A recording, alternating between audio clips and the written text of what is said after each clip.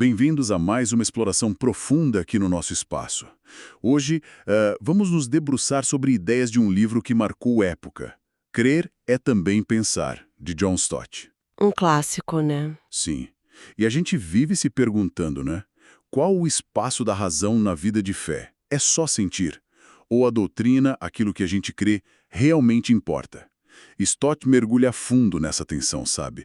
Especialmente criticando o que ele via como um cristianismo de mente vazia. Exatamente. O material que a gente tem hoje destrincha bem essa crítica do Stott ao anti-intelectualismo que ele percebia em certos meios cristãos.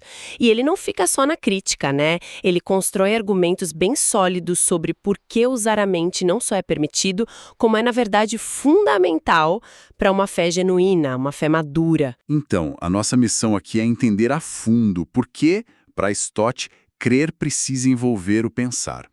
E mais importante, como é que isso funciona na prática, assim, no dia a dia? Vamos lá. Ok, vamos desembrulhar isso. Stott começa apontando um problema que o incomodava. Gente com muito zelo por Deus, porém não com entendimento. Sabe, aquele entusiasmo todo, mas sem uma base sólida, sem muita direção. E ele via isso como parte de uma tendência maior, um certo anti-intelectualismo na sociedade e também na igreja. No mundo moderno, a pergunta funciona muitas vezes vem antes de é verdade. Ele até conta um caso engraçado, né? De um estudante em Melbourne que queria ir numa manifestação, mas nem sabia direito contra o quê, só queria participar da ação. É um exemplo anedótico, claro, mas ilustra um pouco esse espírito da época. E ele enxergava reflexos disso dentro da igreja. Por exemplo, uma ênfase exagerada no ritual, que pode acabar virando só um ritualismo vazio, a cerimônia pela cerimônia, sem conexão real com o significado. Sabe? Outro ponto que ele observa é um certo tipo de ativismo social ou político, inclusive no movimento ecumênico, aquele esforço por maior unidade entre diferentes denominações. Stott sugere que, historicamente, parte desse foco na ação surgiu como uma fuga, talvez, da dificuldade de chegar a acordos doutrinários, uma forma de evitar o trabalho teológico mais árduo, assim. Faz sentido. E ele também menciona alguns grupos, talvez com raízes pentecostais, onde a experiência pessoal parecia ter mais peso que a doutrina, com líderes chegando a dizer que o que importava mesmo era a experiência, não o ensino formal. Alguns até sugeriam, olha só, que Deus usaria manifestações espirituais incompreensíveis justamente para humilhar o orgulho intelectual. Mas Stott contra-argumenta de forma bem direta. Deus de fato se opõe ao orgulho, claro, mas ele não despreza a mente que ele mesmo criou e nos deu. Para Stott, essas tendências ritualismo, ativismo meio reativo, experiência acima da doutrina eram sintomas de uma fuga da responsabilidade de pensar. O alvo não é virar um intelectual frio, óbvio, Claro. mas buscar o equilíbrio. Fervor com entendimento. Ele cita uma frase forte do Dr. John Mackey, que dizia algo como: entrega sem reflexão é fanatismo, reflexão sem entrega é a paralisia. Pesado, né? Nossa, muito forte. Faz todo sentido essa busca por equilíbrio. Mas aí vem a pergunta central. Por que, especificamente, Stott insiste tanto que os cristãos devem usar a mente? Ele não diz apenas que pensar é bom. Ele ancora isso nas bases da própria fé cristã. O monismo foram impulsionados por ideias, por filosofias contidas em livros. A batalha cristã, ele diz, não é com armas físicas. É uma batalha No campo das ideias, então. Precisamente. Stott cita o apóstolo Paulo lá em 2 Coríntios 10, falando sobre as armas da nossa luta que têm poder para destruir fortalezas, destruir argumentos que se levantam contra Deus, levando todo o pensamento cativo a Cristo. É a verdade de Deus confrontando as falsas ideias.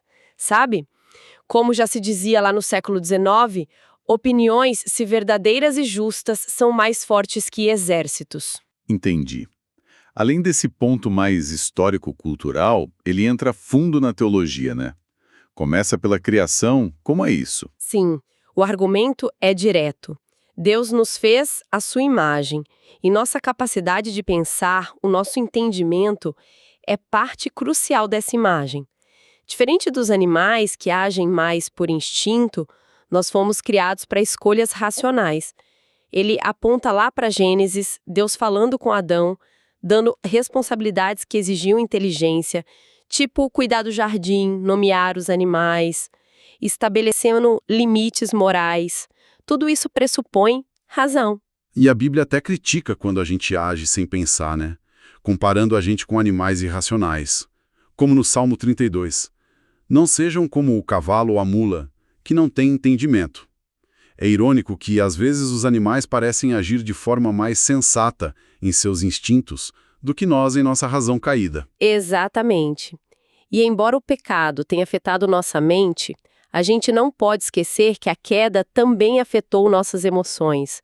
O Stott argumenta que sentimentos descontrolados podem ser até mais perigosos que pensamentos errados. Como assim? Porque ideias, elas podem ser corrigidas pela verdade revelada mais facilmente do que experiências subjetivas, entende? Mesmo caídos, somos chamados a usar a razão. Deus convida lá em Isaías, venham, vamos refletir juntos. E Jesus criticou quem não conseguia ler os sinais dos tempos. Até nossa tendência de racionalizar, sabe, de inventar desculpas para tudo, mostra que somos seres racionais por natureza. A gente precisa de razões, mesmo que inventadas. Interessante. O segundo pilar teológico que ele usa é a revelação, o modo como Deus se mostrou a nós. Isso. Se Deus se revela, ele o faz de forma compreensível à nossa mente. Na natureza, que é a revelação geral, os céus anunciam a glória de Deus, como diz o Salmo 19. É uma mensagem clara, mesmo sem palavras, e Paulo detalha isso em Romanos 1. A própria ciência, Stott lembra, parte do pressuposto que existe uma racionalidade no universo que a nossa mente pode captar.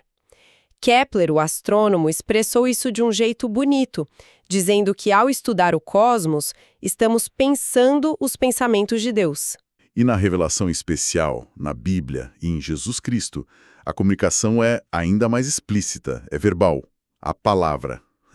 Isso exige uma mente que possa receber e processar essa palavra, né? O cristianismo se distingue por ter doutrina, um corpo de ensinamentos definidos. Uma fé sem pensamento, ela se enfraquece. E se o intelecto não acha espaço na religião, ele vai buscar respostas em outro lugar, talvez em visões mais materialistas do mundo. A revelação não dispensa a mente. Pelo contrário, ela torna indispensável. Deus se revela para mentes. O fato de ele precisar se revelar mostra nossa limitação, nossa finitude, queda. Mas o fato dele o fazer em palavras mostra nossa capacidade de entender. Ouvir e pensar sobre a palavra de Deus é uma das coisas mais nobres que nossa mente pode fazer. Então a forma como fomos criados e como Deus se revela já apontam para a importância da mente. Mas e depois da queda? A redenção em Cristo muda algo nesse quadro? Esse é o terceiro argumento, a redenção, certo? Muda tudo. A redenção em Cristo inclui a renovação da imagem de Deus em nós, e isso inclui a nossa mente. Paulo fala sobre nos revestirmos do novo homem que se refaz para o pleno conhecimento, lá em Colossenses 3. Refaz para o conhecimento. Isso. E em Efésios 4 ele fala em sermos renovados no espírito do nosso entendimento. O crente, diz Paulo, recebe a mente de Cristo em 1 Coríntios 2. E aqui Stott faz uma crítica forte à sua época, né? Citando um autor chamado Harry Blamires, que lamentava a ausência de uma mente cristã de verdade. Blamires dizia que essa mente, que deveria analisar tudo a partir de uma cosmovisão bíblica, com Deus, pecado, verdade, essas coisas, tinha se perdido, se secularizado. É uma acusação bem séria. Sim, e Stott via essa falta como uma negação prática de parte da obra redentora de Cristo. Se Cristo se tornou sabedoria para nós, como diz 1 Coríntios 1, como podemos negligenciar o desenvolvimento de uma mente moldada por ele? Parece uma contradição. Entendi. O último argumento teológico é o juízo. Esse é pesado. É sim. A Bíblia ensina que seremos responsáveis diante de Deus pelo conhecimento que recebemos e como respondemos a ele. O livro de Jeremias está cheio de advertências ao povo por não ouvir, por endurecer a nuca, apesar dos avisos constantes de Deus pelos profetas. E Jesus disse algo parecido, né? Que a própria palavra que ele falou julgaria as pessoas no último dia. lá em João 12. Paulo em Romanos também argumenta que ninguém tem desculpa, porque todos têm algum conhecimento de Deus, seja pela lei, pela natureza ou pela consciência, mas escolhem não viver de acordo. A implicação é direta e séria. O anti-intelectualismo, ao nos fazer negligenciar o ouvir, o entender e o aplicar a palavra de Deus, pode estar, na verdade, nos deixando despreparados para o juízo. Por isso, conclui Stott, desprezar a mente é ir contra doutrinas centrais. Criação, porque somos racionais, revelação, porque Deus falou racionalmente, redenção, porque nossa mente é parte do que é renovado, e juízo, porque somos responsáveis pelo que sabemos. Fugir do pensamento não é espiritualidade, é se conformar com o mundo. Uau! Colocado assim fica bem claro porque a Bíblia insiste tanto em buscar sabedoria, conhecimento, entendimento. É só pensar em Provérbios ou nas orações de Paulo pedindo isso pelas igrejas. Ok, a teoria é forte, mas como isso aterrissa no dia a dia da fé? Stott detalha 6 áreas práticas. Qual a primeira? A primeira é o culto verdadeiro. Stott até brinca com aquela ideia de ter que tirar a cabeça para ir à igreja, sabe? Mas o culto cristão não é adoração a um Deus desconhecido, como lá em Atenas. É inteligente. A gente ama Deus com todo o nosso entendimento. Os Salmos são um ótimo exemplo disso. A adoração brotava da lembrança, do conhecimento das obras de Deus, a criação, a libertação do Egito. E nós cristãos acrescentamos a obra central de Cristo, né? Por isso a leitura e a explicação da Bíblia são tão importantes no culto público e na vida devocional pessoal. É nossa resposta racional e grata ao que Deus revelou e fez. Exato. E nesse contexto, ele até aborda a questão da glossolalia, o falar em línguas. Ele nota que Paulo, lá em 1 Coríntios 14, desencorajou o uso público sem interpretação e até o uso pessoal se a mente ficasse infrutífera, sem proveito, sem entendimento. Interessante. Paulo insistia nisso. Orarei com o espírito, mas também orarei com a mente. E pedia maturidade no pensar. O culto deve engajar a pessoa por inteiro, mente, coração, espírito. A segunda área é a fé. Essa é crucial. Stott combate 2 ideias erradas aqui.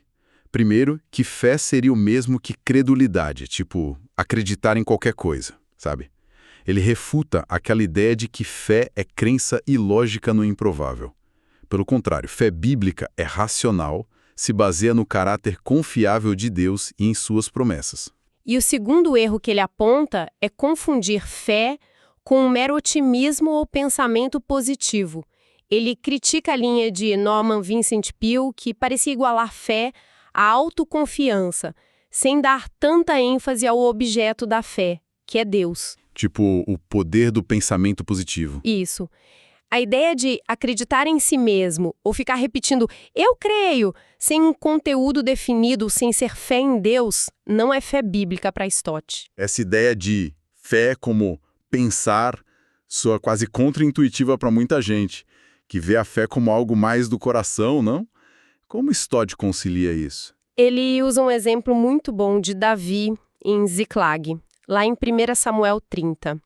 Quando tudo deu errado, a cidade queimada, as famílias levadas cativas, o povo querendo apedrejá-lo, o que Davi fez? Ele se desesperou. Não. Ele não ignorou a tragédia, nem tentou um pensamento positivo vazio. O texto diz que ele se reanimou no Senhor seu Deus. Como? Certamente lembrando quem Deus era, suas promessas, sua fidelidade no passado. Foi um ato de lembrar, de pensar sobre Deus e confiar baseado nesse conhecimento. Stott cita o Dr. Lloyd Jones comentando Mateus 6, quando Jesus fala de gente de pequena fé. Lloyd Jones dizia que o problema da pequena fé é fundamentalmente não pensar, é deixar as circunstâncias dominarem a mente, em vez de refletir sobre o cuidado e o poder de Deus. Então a fé precisa desse exercício mental? Exatamente. Por isso Stott resume isso de forma tão marcante. Crer é também pensar. Até os sacramentos, como o batismo e a ceia, são sinais visíveis que servem para engajar a mente e despertar a fé nas verdades que eles simbolizam. É para a gente lembrar e crer. Entendi. A terceira área prática é a santidade. Como a mente nos ajuda a viver uma vida que agrada a Deus? Jesus disse que a verdade nos libertaria. Stott vê 3 formas principais aqui. Primeiro é óbvio, precisamos conhecer a vontade de Deus, sua lei moral. Como disse um puritano, John Owen, a vontade não pode escolher o bem que a mente não conhece primeiro. Faz sentido. O exemplo de Jesus resistindo à tentação com "está escrito" é chave. Conhecer a palavra é o ponto de partida para a santidade. Certo. E as outras 2 formas? Segundo, a gente precisa de disciplina mental. Paulo nos chama a focar o pensamento no que é bom, verdadeiro, justo, amável, lá em Filipenses 4:8, e também a pensar nas coisas do alto, não só nas terrenas, como em Colossenses 3. O que a gente semeia na mente, a gente colhe em ações. E a terceira? Terceiro, precisamos lembrar quem nós somos em Cristo, nossa identidade. Estamos unidos a Ele, somos filhos de Deus, somos o templo do Espírito Santo, herdeiros. As perguntas retóricas de Paulo, tipo, será que vocês não sabem? Que aparecem em Romanos 6, 1 Coríntios 3 e 6, são para nos fazer parar e pensar sobre essas realidades incríveis, até que elas moldem nosso comportamento. Não é fingir ser algo que não somos, mas viver à altura do que realmente já somos pela graça de Deus. Entendi. Isso é poderoso. A quarta área, direção divina. Como saber a vontade de Deus para decisões específicas, carreira, casamento, essas coisas, sem cair em subjetivismos perigosos, tipo assentir no coração ou torcer a Bíblia? Boa pergunta. Stott primeiro diferencia a vontade geral de Deus, que está revelada na Bíblia, para todos, por exemplo, que sejamos santos, que amemos uns aos outros, da vontade particular de Deus para cada indivíduo em situações específicas. Essa vontade particular geralmente não está explícita na Bíblia. Tipo, a Bíblia não vai dizer o nome da pessoa com quem eu devo casar. Exatamente. Mas ela dá princípios gerais importantíssimos para essa decisão. Buscar alguém que compartilhe a mesma fé, a importância do companheirismo, o compromisso para o resto da vida, etc. E para descobrir essa vontade particular, então, como proceder? Usando a razão que Deus nos deu, iluminada pelos princípios da Escritura, buscando a Deus em oração e, muito importante, ouvindo o conselho de cristãos maduros e sábios. Ele cita o Salmo 32 de novo, onde Deus promete guiar e aconselhar, verso 8, mas logo em seguida adverte para a gente não ser como o cavalo ou a mula, sem entendimento, que precisam de freio e cabresto para obedecer, verso 9. Ou seja, Deus espera que a gente use o entendimento que Ele nos deu. Exatamente. Muitos erros na busca por direção vêm de agir por impulso, por um sentimento subjetivo, em vez de parar, pensar biblicamente, pesar os fatores, buscar conselho. Como disse um pensador, Bernard de Baruch, todos os fracassos foram a consequência de uma ação não pensada. Faz sentido. A quinta área é a apresentação do Evangelho, a evangelização. Como a mente entra aí? Não é algo mais do coração, da convicção? Stott argumenta, baseado em Romanos 10, que as pessoas precisam ouvir uma mensagem com conteúdo sólido sobre Cristo para poderem crer. A fé vem pelo ouvir a palavra. Por isso, ele critica apelos puramente emocionais, sem clareza sobre o que a pessoa está decidindo. Ele defende uma proclamação que engaje a mente e dá 2 razões do Novo Testamento para isso. Primeiro, o exemplo dos apóstolos. Paulo, em Atos, buscava persuadir. Ele discutia, explicava, demonstrava, provava a partir das Escrituras. Os verbos usados são intelectuais. Ele passou mais de 2 anos em Éfeso dissertando e persuadindo. E a segunda razão? A própria conversão é descrita como uma resposta à verdade. Crer na verdade, obedecer à verdade, reconhecer a verdade, obedecer à forma de doutrina, tudo isso implica conteúdo, entendimento. Mas e as objeções comuns? Isso não supervaloriza o intelecto? E as pessoas mais simples, que não têm muita instrução formal? Stott diferencia bem. A gente deve respeitar a inteligência da pessoa, a capacidade dela de pensar, o que não é o mesmo que adular o orgulho intelectual. E a mensagem precisa ser racional, clara, lógica, mas não necessariamente acadêmica ou complexa. Todos pensam, em qualquer nível cultural. Jesus ensinou de forma muito simples, com parábolas, mas ele fez as pessoas pensarem. E a clareza é crucial. Jesus mesmo disse na parábola do semeador que se a pessoa não entende a palavra, o maligno vem e arrebata. O entendimento é a porta de entrada. E o papel do Espírito Santo nisso tudo? Não fica meio de lado com essa ênfase na razão e no argumento? De jeito nenhum. Stott diz que essa é uma falsa oposição. Paulo, o mesmo que argumentava e persuadia, dizia que renunciava à sabedoria humana e confiava totalmente no poder do Espírito Santo. Os dois andam juntos. Como disse um teólogo, Gresham Machen, o Espírito não converte apesar da evidência, mas abrindo os olhos da pessoa para a evidência. Outro, Pannenberg, disse que uma mensagem que não convence por si só não se torna convincente só porque apelamos para o Espírito. Argumento e Espírito trabalham juntos. O alvo é ganhar a pessoa inteira, mente, coração, vontade para o Cristo todo. Entendido. E a sexta e última área que Stott destaca é o ministério cristão, especialmente o trabalho pastoral. Sim, os dons espirituais são dados para edificar a igreja e os dons de ensino são vitais para isso. O pastor é fundamentalmente um mestre. A imagem bíblica é o do pastor que alimenta as ovelhas com a palavra. Como em Atos 20 e 1 Pedro 5. Exato. E o objetivo final, como Paulo diz em Colossenses 1, é apresentar todo o homem perfeito, maduro em Cristo. E como se faz isso? Ensinando e aconselhando com toda a sabedoria. Por isso, as qualificações para os líderes na igreja, os presbíteros ou pastores, incluem ser apegado à palavra fiel, ou seja, ter ortodoxia, e ser apto para ensinar, ter didática, como em Tito 1 e 1 Timóteo 3. Exatamente. E isso exige o quê? Estudo contínuo da palavra. Não dá para ensinar o que não se sabe. Paulo até lista o saber ou o conhecimento como uma das credenciais de um ministério aprovado por Deus, lá em 2 Coríntios 6. Stott menciona líderes como Billy Graham e Donald Burnhouse, que olhando para trás disseram que teriam dedicado muito mais tempo ao estudo se pudessem recomeçar. É uma necessidade permanente para quem ensina. Ok. Cobrimos os argumentos teológicos e as 6 áreas práticas onde a mente é crucial. Mas Stott não para por aí, né? Ele faz um alerta importante no final. Conhecimento não é tudo, certo? Exatamente. Esse é o equilíbrio final. O risco do anti-intelectualismo é real e perigoso. Mas o de um intelectualismo frio, árido, estéril também é. O conhecimento não é um fim em si mesmo. Ele precisa levar a algo mais. Stott aponta 4 direções essenciais para onde o conhecimento deve nos levar. Primeiro, adoração. Conhecer mais a Deus, sua grandeza, sua graça, deve gerar humildade, maravilhamento, submissão.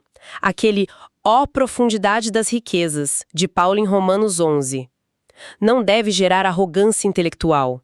Deve aquecer o coração, como aconteceu com os discípulos no caminho de Emaús quando Jesus explicou as Escrituras. Certo. Conhecimento que leva à adoração. Qual a segunda direção? Fé. O conhecimento de quem Deus é e do que Ele fez e prometeu é a base sólida para nossa confiança nele. O Salmo 9 diz: "Em ti confiam os que conhecem o teu nome." É aplicar pela fé, é se apropriar daquilo que a gente aprende sobre o poder e o amor de Deus na nossa vida diária. Adoração, fé e a terceira? Santidade. Saber a vontade de Deus aumenta a nossa responsabilidade de praticá-la. Tiago 1:22 é claro. Tornai-vos, pois, praticantes da palavra e não somente ouvintes. Não adianta ter uma ortodoxia morta, como Stott diz que é a dos demônios, que creem em Deus e até tremem, mas não obedecem. É preciso ter pés que andam na verdade que a cabeça aprendeu, evitar o que um puritano chamou de raquitismo espiritual, cabeça grande e corpo pequeno. Boa imagem. E por último, a quarta direção. O conhecimento não é para a gente se exibir ou se sentir superior. É para ser compartilhado, para edificar os outros, para servir. E às vezes o amor precisa até moderar o uso do nosso conhecimento. O exemplo clássico é 1 Coríntios 8, sobre comer ou não carne sacrificada a ídolos. O cristão forte, que sabe que o ídolo não é nada, pode precisar se abster por amor ao irmão fraco, cuja consciência ainda é sensível naquilo. Como Paulo conclui em 1 Coríntios 13, mesmo que eu tivesse todo o conhecimento, sem amor, nada seria. Uau! Essa conexão entre conhecimento e amor é fundamental para evitar que o estudo vire só academicismo. Exatamente. É o que fecha o ciclo e dá sentido a todo esse esforço intelectual. Então, resumindo essa nossa exploração de hoje, a grande mensagem de Stott parece ser que pensar não só não atrapalha a fé, como é parte integrante, essencial, vital dela.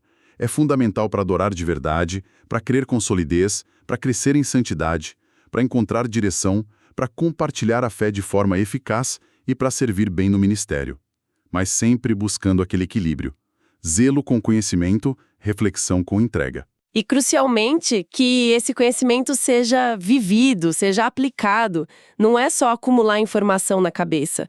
Stott lembra do profeta Daniel, cujas orações foram ouvidas porque ele aplicou o coração a compreender e a humilhar-se diante de Deus. Compreensão e humildade juntas, andam de mãos dadas.